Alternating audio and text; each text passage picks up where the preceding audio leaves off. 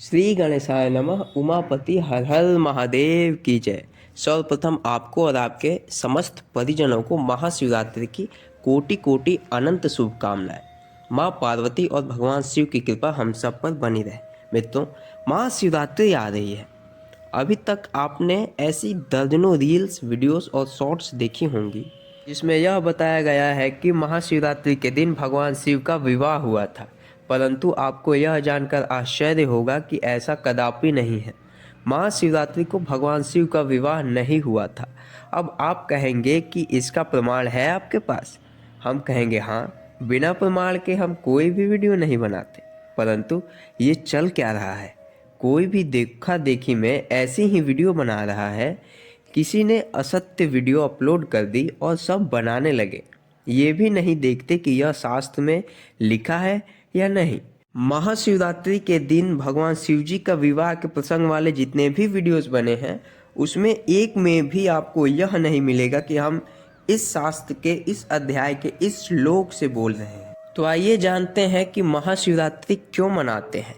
शिव महापुराण के विश्वेश्वर संहिता में और रुद्र संहिता के सृष्टि खंड के अध्याय 6 में, स्कंद पुराण में शिव रहस्य में यह वर्णन है। महाशिवरात्रि के दिन भगवान शिव भगवान विष्णु और भगवान ब्रह्मा के समक्ष सर्वप्रथम शिवलिंग रूप में प्रकट हुए थे।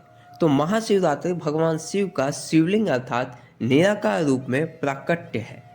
महेश्वर बोले, पुत्रों, आज का दिन एक महान दिन है। इसमें तुम्हारे द्वारा जो मेरी पूजा हुई है, इससे मैं तुम लोगों पर बहुत प्रसन्न हूँ। इसी कारण यह दिन परम पवित्र और महान से महान होगा। आज की यह तिथि शिवरात्रि के नाम से विख्यात होकर मेरे लिए परम प्रिय होगी।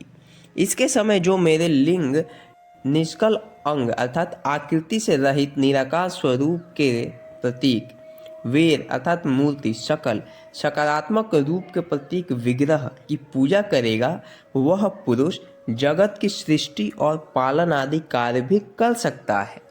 जो शिवरात्रि को दिन रात निराहार एवं जितेंद्रिय रहकर अपनी शक्ति के अनुसार निश्चित भाव से मेरे यथोचित पूजा करेगा, उसको मिलने वाला फल का वर्णन सुनो। 1 वर्ष तक निरंतर मेरी पूजा करने पर जो फल मिलता है, वह सारा फल केवल शिवरात्रि को मेरी पूजन करने से मनुष्य तत्काल प्राप्त कर लेता है। और भी कई फलों का वर्णन भगवान शिव करते हैं। आइए जानते हैं कि भगवान शिव का विवाह कब हुआ था।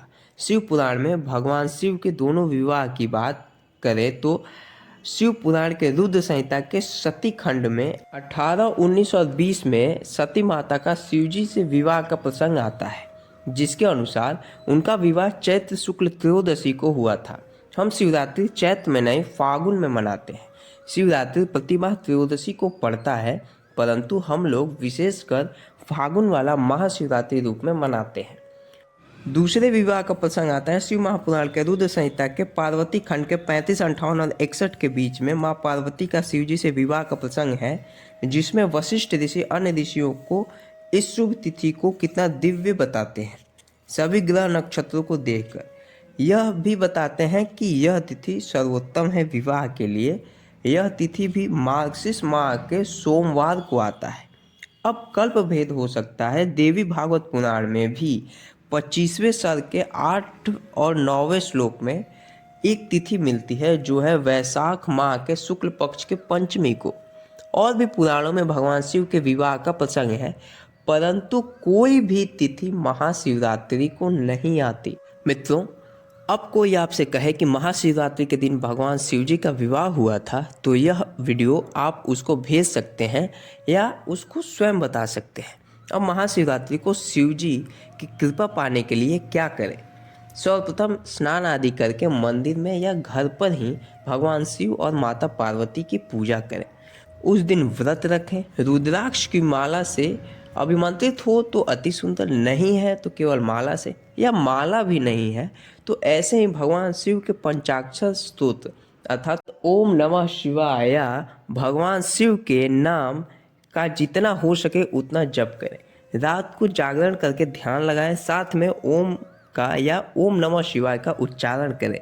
यदि इतना भी नहीं कर सकते तो केवल भक्ति भाव से पूजन करें और शिव पार्वती के दर्शन करें। और अधिक करना चाहते हैं तो भगवान शिव की कई साधनाएं हैं, वो कर सकते हैं। तो मित्रों बस आशा करता हूँ कि यह प्रस्तुति आपको अच्छी लगी होगी। हम आपसे मिलेंगे एक और नए प्रस्तुति के साथ, तब तक के लिए राधे कृष्ण।